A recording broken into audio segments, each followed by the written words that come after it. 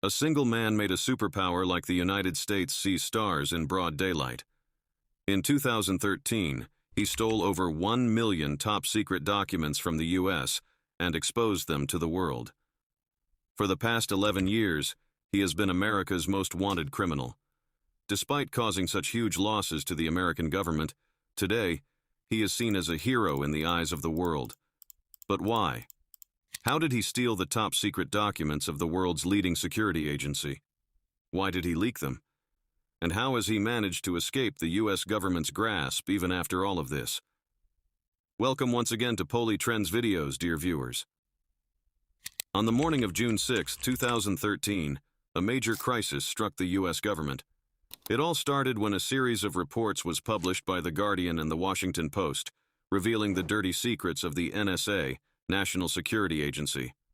These documents shocked not only Americans but mobile users worldwide when they discovered that the U.S. government had been secretly spying on them. The leaked documents exposed NSA's secret program, PRISM, which allowed the U.S. government to access the data of millions of Verizon customers.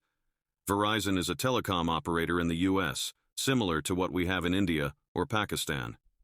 Moreover, the leaked documents also revealed that the NSA had hacked the computers of Hong Kong and China's military, tapped German Chancellor Angela Merkel's phone, and showed how the UK's GCHQ, Government Communications Headquarters, was running a similar program to monitor its citizens.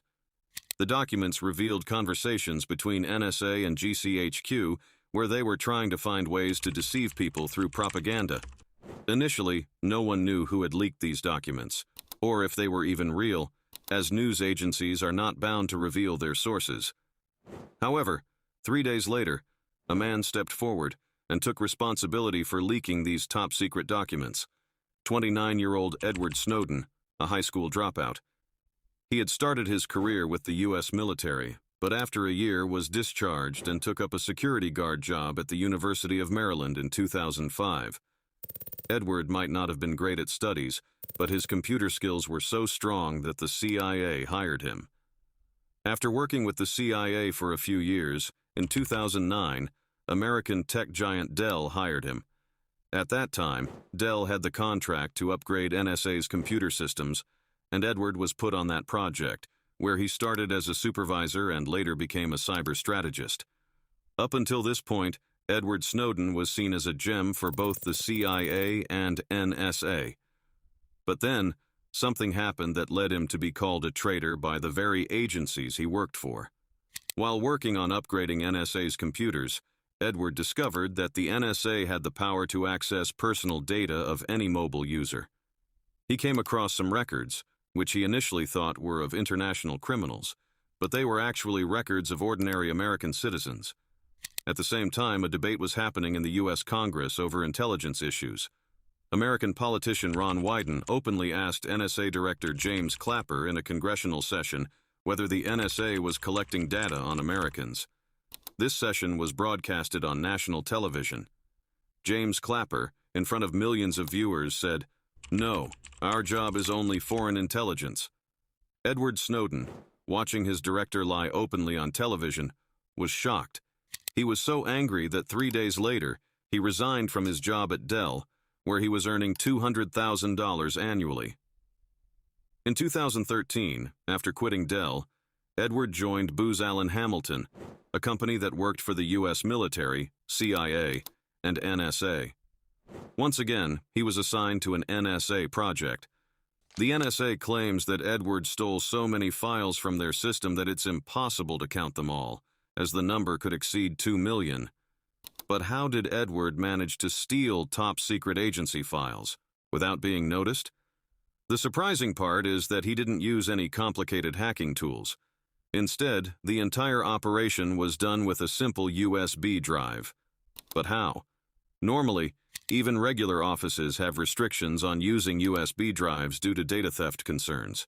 And in any company's system with confidential data, not every employee has access to such data. These were computers of the National Security Agency, whose security is supposed to be unbreakable.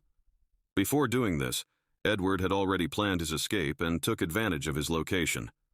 Since Booz Allen Hamilton had hired him for an NSA project, He was stationed 5,000 miles away from the NSA's Maryland headquarters in Hawaii.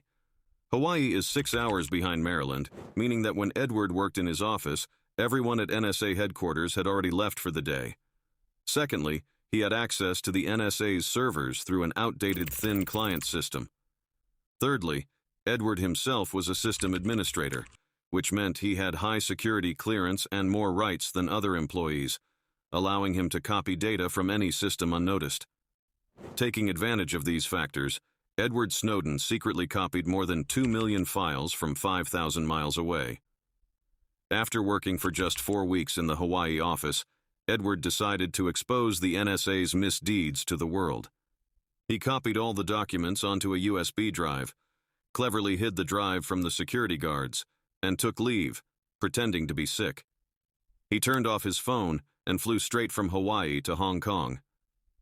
When he didn't return for several days and couldn't be reached, the NSA became suspicious and began searching for him.